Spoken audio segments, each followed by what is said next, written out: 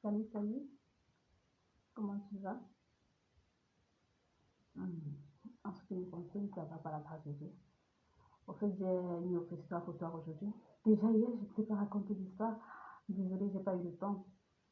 Donc, comme je t'avais dit l'autre fois, on va faire comme ça. Quand j'ai la possibilité de te raconter une histoire, je viens te la raconter. Si j'ai pas le temps, bon, on laisse passer. D'accord? Alors, c'est l'histoire de deux amis, en fait. Deux amis qui s'aiment tellement. Et les deux sont des entrepreneurs, chacun a son entreprise. Chacun a son entreprise. Donc, j'ai décidé de ne pas trop donner les noms des gens dans les histoires, mais c'est bien de donner les noms parfois aussi, pour plus de références. Bon, disons plutôt l'ami 1 et l'ami 2. Chacun va reconnaître son histoire. Si c'est de toi que je suis en train de parler, ce sera que c'est toi. Il ne faut pas qu'on m'envoie des messages. Ah, je t'ai vu, tu as raconté mon histoire. Ok, bon, c'est l'ami 1 et l'ami 2 alors. Les deux amis sont des entrepreneurs. Ils ont chacun ouvert une petite entreprise. L'ami 1 alors, lui, son business ne tourne pas. Son business ne tourne pas bien. Il paie les clients, il paie les chiffres, ça va pas du tout, ça va pas du tout. Et il veut abandonner. Il veut abandonner. Il est tellement découragé que lui, il ne cesse de dire, je veux abandonner. Et l'ami 2, lui, son business tourne super bien. Il fait les chiffres, il fait les chiffres. Ça grimpe, ça monte. Donc, un jour, les deux amis ont décidé de... L'ami 2 a décidé d'inviter l'ami 1 chez lui, juste comme ça. Viens avec ton épouse à la maison, on va un peu partager un bon moment ensemble.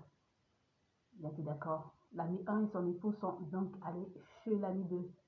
Arrivé chez l'ami 2, les, les cuisiniers avaient fait un bon repas, un très bon repas, et ils étaient donc à table en train de manger.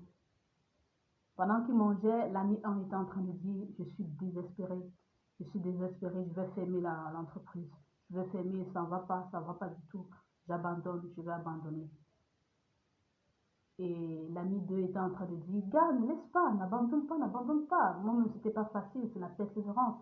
C'est la persévérance, il faut foncer, n'abandonne pas. C'est là qu'ils ont fini de manger, les ménagères sont venus débarrasser la table. Et puis, la femme de l'ami 2 a appelé la femme de l'ami 1. Allons dans le petit salon, j'ai quelque chose à te dire. Elles sont allées au petit salon, arrivées au petit salon, elles étaient en train de causer. C'est là que la femme de l'ami 2 demande à la femme de l'ami 1, comment ça va avec ton mari? C'est vrai, j'ai entendu tout à l'heure que l'activité, ça ne marche pas, mais entre vous, ça se passe comment? Il rentre tôt après le boulot, ça se passe comment? Elle dit non, il n'y a pas de problème, ça se passe très bien. Après son boulot, il est lié à la maison, nous sommes là avec les enfants, tout se passe bien, tout se passe bien. Il n'y a pas de souci. Pourquoi tu poses la question? Elle dit parce que chez moi, ça ne va pas du tout. Nous sommes comme ça, avec cette maison décorée d'argent et tout, mais ça ne va pas. Monsieur ne rentre presque jamais à la maison. Tous les jours, je dois bavader, bavader, bavader. Après le boulot, il s'en va jouer, courir derrière les femmes et tout, et tout, et tout. Moi, je reste ici, je passe presque toutes mes nuits seule. C'est toujours aux environs de 3 heures du matin qu'il entre à la maison. Je suis fatiguée, tu es mon ami et moi, je peux pas te cacher ça. J'ai l'intention de divorcer. Je vais le laisser dans sa richesse et je vais partir parce que c'est pas ça le mariage. Il est en train de dire non, calme-toi, ça va aller. Elle dit non, non, non, non, non. Le mariage, c'est pas seulement le luxe, c'est pas seulement ce bonheur. Le mariage, c'est pas ça, c'est pas ça. Moi, je veux mon mari près de moi. On doit dormir ensemble toutes les nuits. Mais lui, il dort où? Je suis fatiguée de tout ça. Je vais divorcer. C'est encore que je le dis, je vais divorcer. Merde. Pendant qu'ils étaient deux en train de causer, ils ont entendu un grand cri dehors. Les gens étaient en train de crier, crier. Ils sont tous sortis. L'ami 1, l'ami 2, chacun avec son épouse, et même les employés de la maison. Ils sont tous sortis pour aller voir ce qui n'allait pas dehors. Au fait, c'est un jeune garçon de 24 ans qui voulait se suicider. Un jeune garçon de 24 ans qui voulait se suicider. Au fait, les résultats du bac étaient sortis. Les résultats du bac étaient sortis et c'était sa quatrième fois de faire le bac. C'était sa 4e fois de faire le bac et cette fois encore, il a échoué. Donc, il était sur le point de se pendre. Et les gens étaient en train de crier au quartier, ne fais pas ça, ne fais pas ça, l'année prochaine, tu vas réussir. L'année prochaine, tu vas réussir. Non, moi, alors, quand j'ai écouté toutes ces histoires, j'ai dit, tiens, n'y a-t-il pas un homme de Dieu sur cette terre avec des paroles d'encouragement? Y a-t-il pas un homme de Dieu sur cette terre qui peut nous dire, qui peut nous encourager dans cette vie à aller de l'avant? C'est là que le révérend Paul Mukendi a atterri. Écoutons-le.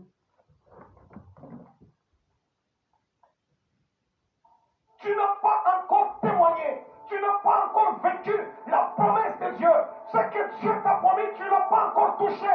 Pourquoi veux-tu abandonner? Je veux te rappeler une chose, Dieu n'est pas un homme pour mentir, ni le fiston pour se repentir. Il a promis la royauté, il a donné la royauté à David, il a promis les promesses, il a fait des promesses à Joseph, il a donné, il a réalisé ses promesses, il a promis à Abraham une postérité, il lui a donné la postérité, il a promis la richesse à Salomon, il a fait de lui un homme riche, riche, riche. Alors pourquoi toi tu veux abandonner avant d'avoir touché, avant d'avoir goûté, avant d'avoir touché la gloire du Seigneur? Tu es un lion, que l'Éternel réponde sur ta vie en ce soir. Lui le fâche, la force, le courage du lion. N'abandonne pas, ne lâche pas ton entreprise. Ne dis pas j'abandonne. Non, ne jette pas l'éponge, ne jette pas l'éponge. Devant toi, il y a encore des jours meilleurs. Mais je veux te rappeler une chose, tu es un lion, tu es un lion.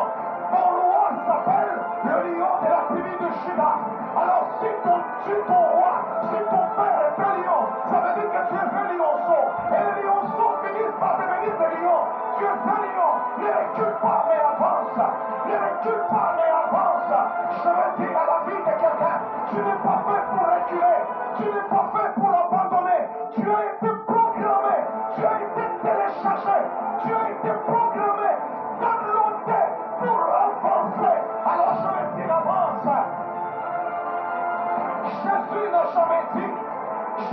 jamais dit, assoyez-vous, il dit seulement, faites les nations mes disciples. Non, il dit, allez, allez, c'est l'impératif, c'est un ordre, on doit avancer. L'église n'est pas une église qui doit s'asseoir, c'est une église qui doit toujours marcher. Malgré l'obstacle, j'avance. Malgré que c'est compliqué, j'avance. Malgré que c'est difficile, j'avance. Je veux que tu dises à ton voisin, j'avancerai, coûte que coûte, quelles que soient les difficultés que je connais maintenant, ce n'est pas le terminus de ma vie. L'eau de Mara n'est pas le terminus de ta vie. Le désert des Chour n'est pas le terminus de ta vie. Bientôt, ton histoire est sur le point de changer. Bientôt, les choses sont sur le point de se transformer. Je veux parler à la vie de quelqu'un. Ça va changer. Ton histoire va changer. Tu chanteras, tu sauteras, tu danseras, tu crieras et tu diras, Seigneur, tu es tellement bon. Je veux parler à celui qui est aux études. N'abandonne pas tes études. Il y a une promesse de Dieu.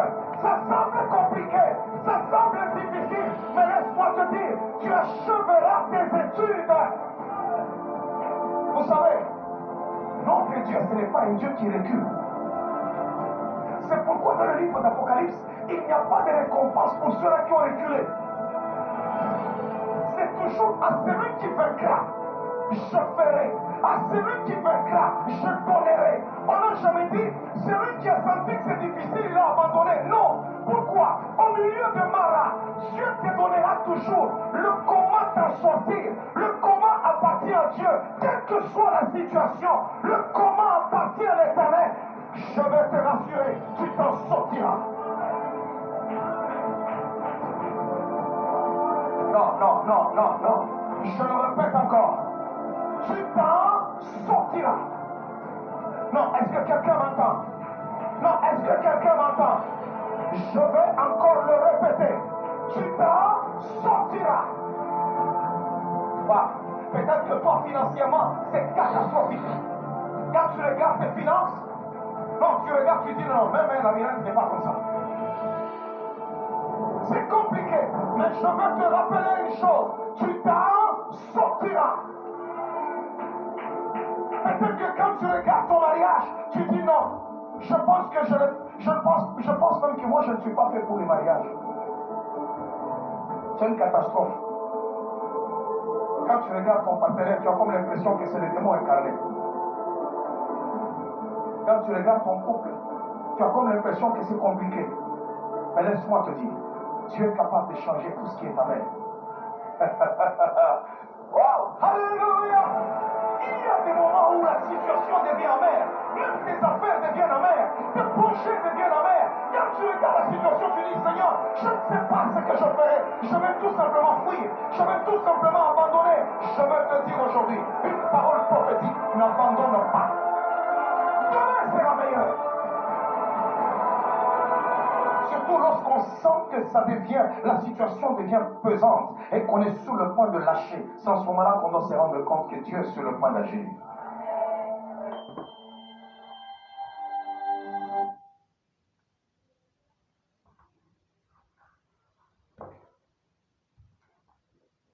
N'abandonne jamais. Parce que tu t'en sortiras. Bon, j'espère que j'aurai un autre truc pour toi demain.